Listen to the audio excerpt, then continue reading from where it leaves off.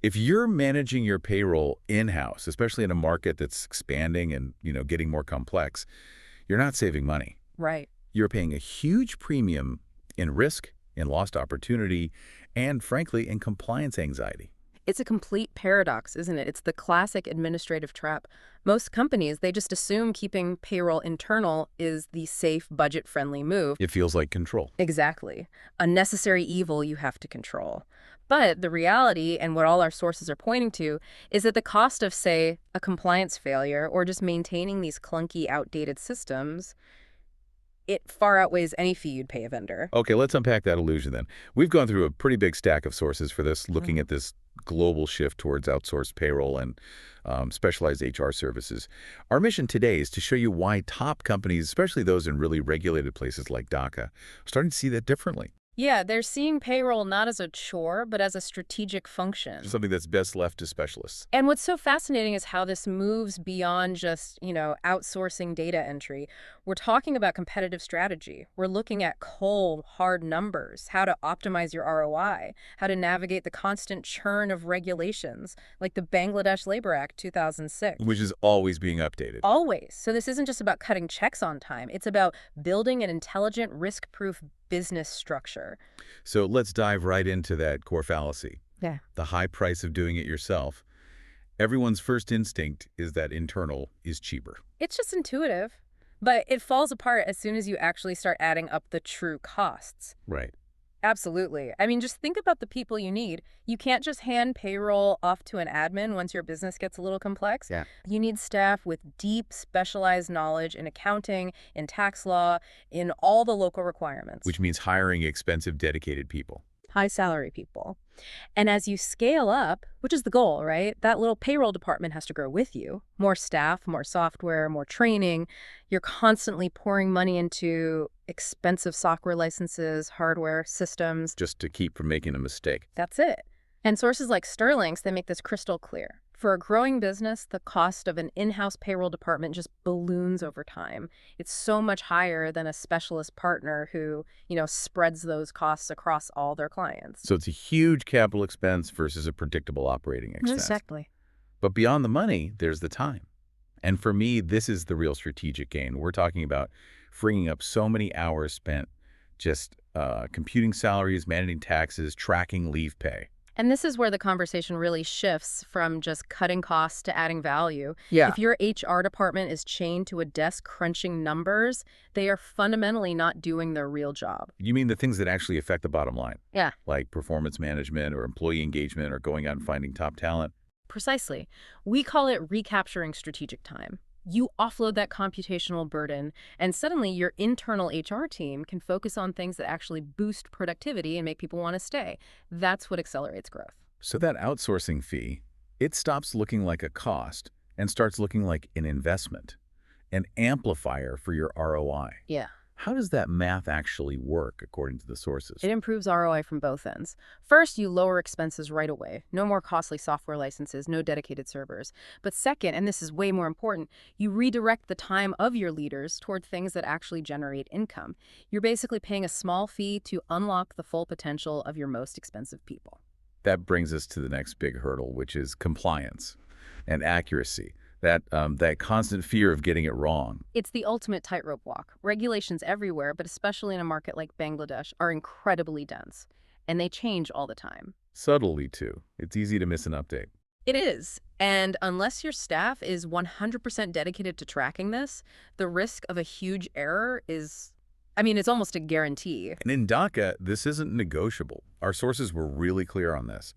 Any payroll service in Bangladesh has to live and breathe the local law, specifically the Bangladesh Labor Act of 2006. That act is the absolute cornerstone. It covers everything from timely payments to minimum wage, overtime, how benefits are handled, everything. A local provider is constantly monitoring this, making sure their clients are clear of any legal trouble. So you're basically buying their constant up-to-the-minute legal training. Yes. And that professional focus, it translates directly into accuracy, which is, peace of mind. Their systems are better. They're only doing one thing. So their error rates are way lower than an in-house team that's juggling 10 different things. But the benefit goes beyond just avoiding fines, doesn't it? Oh, absolutely. Accuracy is huge for employee retention. It's kind of an unsung HR benefit. Yeah. A smooth outsourced process means payments are always correct, always on time. And if an employee has a question about their pay, there's an expert channel to get a fast answer. So your team isn't worrying if their paycheck is going to be right. It just is. So they're more engaged, maybe less likely to be looking for another job. Exactly. Bad payroll is a silent morale killer. It's a huge driver of turnover, which is another one of those hidden costs. When payroll works, people can focus on their jobs, not on whether they're getting paid correctly. Okay, let's pivot. So a business leader hears all this, they're convinced, but then they're hit with this wall of acronyms: PEO, HRO, ASO. It's an alphabet soup. It really is, and you have to decode it because picking the wrong model can sort of negate the benefits you're trying to get. So let's break it down. Let's start with the big one, PEO. Professional Employer Organization. What's the main thing to know here? One key phrase: co-employment. A PEO is the most comprehensive option. They do payroll, benefits, risk management, all of it.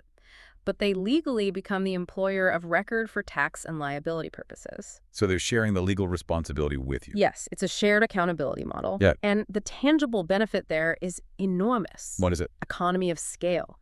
The PEO has thousands of employees under its umbrella from all its clients, so it can negotiate way, way better rates for health insurance, workers' comp, things a small company could never get on its own. Wow. Some of the sources, like ClicksGeek, they report clients saving up to 30% on healthcare costs. 30%.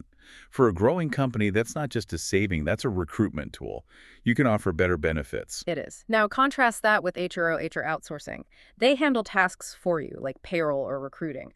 But, and this is crucial, they do not assume co-employment. They do the work, but the legal risk is still 100% on you, the client. And ASO, administrative services only. Sounds even more basic. It is. It's a fee-for-service model. They'll run the payroll mechanics, process forms. They're the mechanics, not a strategic partner. And again, absolutely no co-employment. If there's an error, it's all on you. That distinction, co-employment versus just a transactional service, that feels absolutely critical, especially somewhere like DACA, where labor law penalties can be really steep. It's everything. But before we get deeper into the local solution, we have to talk about data security. I mean, you're handing over your most sensitive employee data. What's the gold standard there? What should you demand? You have to demand rock-solid, provable security. Any good provider knows a single data breach could kill their business. So you should be looking for, state-of-the-art encrypted servers, firewalls, and really tough non-disclosure clauses in the contract. Maybe some external proof. Yes, look for certifications. Ask if they're ISO 27001 certified. That's the global standard for information security. It means they're not just saying they're secure. An outside party has audited them and verified it. This all sets the stage perfectly for the DACA solution. Because for businesses in Bangladesh, a generic, one-size-fits-all global service just isn't going to cut it. No, absolutely not. General software just can't handle the specifics of the Bangladesh Labor Act or the local tax filing rules. You need a partner that's built to grow within that specific legal and cultural context. And this is where we see the local specialists really raising the bar. They aren't just processing numbers, they're building that deep regulatory knowledge right into their technology. Think about the problems that solves. A sophisticated local provider, someone like, say, Payroll to Bangladesh, they offer what's called automatic compliance. Their software is just instantly updated with the latest payroll and tax rules. So your team doesn't have to scan government websites for updates. It's gone. The risk is automated away, and the efficiency gains are they're remarkable. Some of our sources pointed out that by integrating with time tracking and accounting data, businesses in Dhaka can save almost 4 hours a week. 4 hours a week? That's half a day. It's half a day that a key person can now spend on strategy, on training, on growing the business. That's a direct competitive advantage. They also have features like unlimited payroll runs at no extra cost, so you can handle bonuses or new hires without getting penalized. And for companies expanding in Bangladesh, the really critical piece seems to be the comprehensive EOR employer of record or PEO service. This is the ultimate tool for fast, safe expansion. An EOR model, which is what the leaders like Payroll to Bangladesh offer, lets a company hire someone on the ground immediately. You don't have to set up a new legal entity or navigate the local payroll registration yourself. The partner handles all of it. All of it. All the local tax, social security, payments, regulations. It completely simplifies administration and just lets you operate with confidence in a really complex environment. So let's bring this all home. We've laid out a pretty clear case that outsourcing payroll and HR is the path to, well, less risk, more strategic time, better ROI, and just solid, dependable compliance. Yeah, that old idea that in-house is cheaper. It's not just flawed, it's strategically dangerous for any company that wants to grow. Especially in a dynamic market like DACA. For sure. Manually juggling payroll, taxes, and the complexities of the Labor Act isn't just admin work, it's a ticking time bomb of risk. Okay. The real expense isn't the vendor fee, it's the penalty you pay when something goes wrong. Which leaves us with the final thought for you to take away. Given this guarantee of confident compliance, of dedicated local expertise, and the huge boost to your team's efficiency, what critical growth project are you still putting off simply because your team is stuck processing payroll every month? If you're looking for the most scalable, compliant, and efficient services tailored for the nuances of the Bangladeshi market, the choice of a partner who can turn that local complexity into simple administration seems pretty clear.